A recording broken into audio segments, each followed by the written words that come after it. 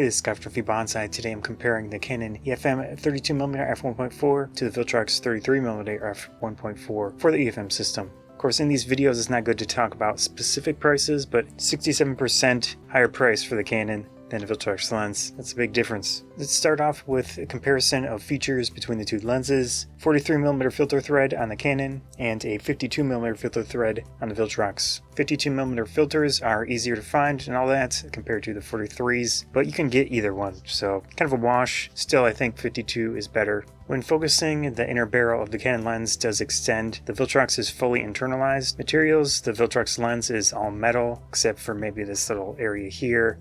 The mount is metal.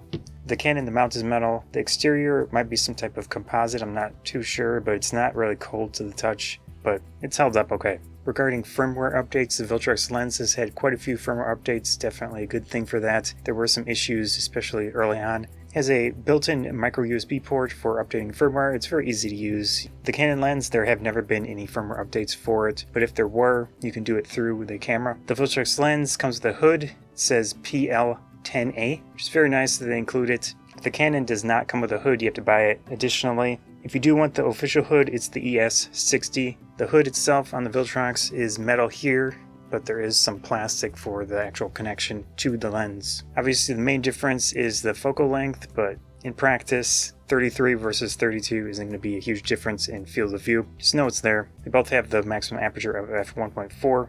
Autofocus range is definitely an important distinction between the two lenses. 0.76 foot or 0.23 meters for the Canon. Viltrox is 1.31 foot or 0.4 meters.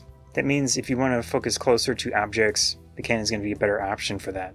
The Canon does have a switch to adjust how close you want to focus, so you can go the full range or 0.5 meters to infinity. That only works in autofocus. If you want to go into manual focus and have a limit, it's not going to happen, at least on the cameras that I've tried. Viltrox doesn't have any type of focus limiter, doesn't need it. On the Viltrox side, the difference is that it has an aperture ring. Canon doesn't have any type of aperture ring. With the Viltrox, the ring itself is smooth. Both lenses have an aperture range of f1.4 to f16, so you're not going to get any difference in the small apertures. Sometimes lenses go a little smaller. Here I have a Canon M50 original. I'm going to put it on camera so you can get an idea of what the sizes look like. Obviously the Canon lens is smaller. The diameter isn't a huge difference, but the Viltrox is slightly thicker. So if you do use some type of quick release plate, you want to be careful with the Viltrox because it does not sit flush with the bottom of the camera. It is a nice size for the M50, no complaints. I'm going to get a quick autofocus sound from each lens so you can get an idea what they sound like. The Canon is much louder.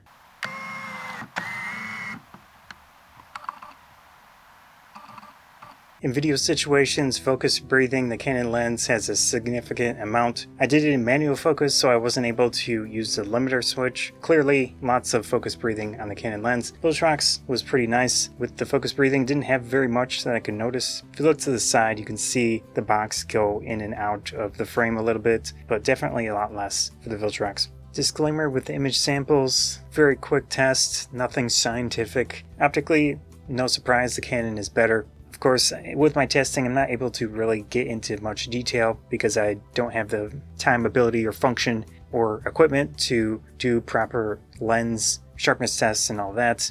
With my quick tests, you can see clearly center frame, Canon is better throughout the entire aperture range. But that doesn't mean the Viltrox is bad. It's a decent lens. You will get less contrast, more fringing, but you get consider price and all that into it as well. And then I did a quick indoor autofocus test back and forth between the tree and the Carta card. The question is, which lens is better? With anything in life, pretty much, it really depends on your needs, your situation, and everything else. Viltrox, the benefits here is that it's got the quiet autofocus motor, it's fully internal focus. It does have an aperture ring if you're into that. It is not mechanical, it's like an electronic type of aperture ring. Has the metal build quality. It does come with a hood. It's a good value.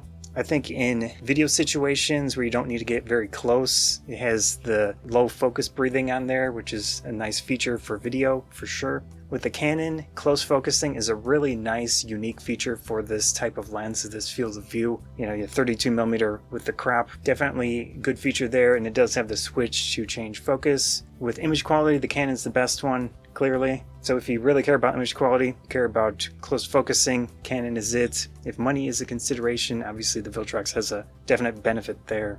With both lenses, I do go to the Canon a lot more. Again, the close focusing is very nice. Image quality is very nice. So with thumbnails and stuff, I tend to use the Canon when I can, or maybe the Sigma 56mm for the field of view. I do use this for photo outings, photo videos that I've done.